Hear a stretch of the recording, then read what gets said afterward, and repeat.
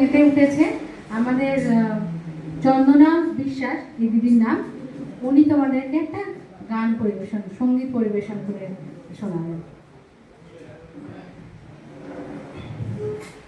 তাই তোমার আনন্দ আর পর, তুমি তাই এসেছো নিতে আমায়, নইলে ত্রিভুবনের সার তোমার প্রেম হতো যে মিছে।